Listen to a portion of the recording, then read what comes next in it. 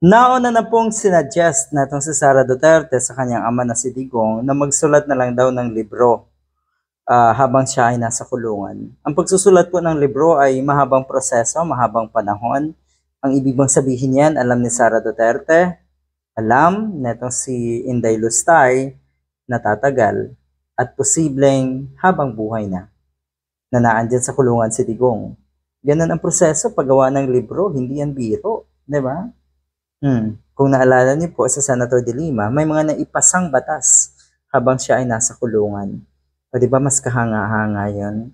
Kung sa kalagayan ni Digong, magsusulat siya ng libro, para saan naman?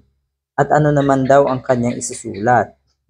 Para daw ba yan malaman ng buong mundo kung ano yung kanyang pinagagawa na kasamaan?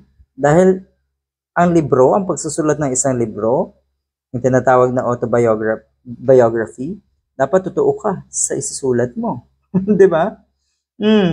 Ayan, ito rin po ang suhestyon natong si Mr. Robin Padilla daw. Pinayuhan natong si Padilla, si Digong nga, na habang nasa kulungan daw sa loob ng detention facility sa The Hague, Netherlands, sumulat na lang daw siya rin ng libro. Gumawa ng kanyang libro, si Digong.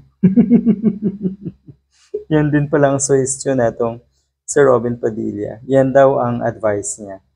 Ito ang time na yan, makapahinga ka at gumawa ng libro. Sabi ko sa kanya, boss, panahon na gumawa ka ng libro.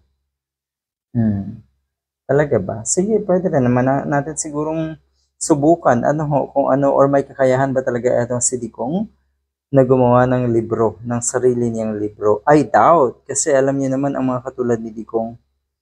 Okay, so eto, bumuto daw ulit tayo ng mga katulad ni Mr. Robin Padilla. Okay? Ganyan din daw ang iboto uli natin para ganito uli ang sapitin ng ating bansa. Yung isang senador na obvious, kitang-kita na kung sino ang pinagsisilbihan. Hindi senador ng bayan, kundi senador ni Digong.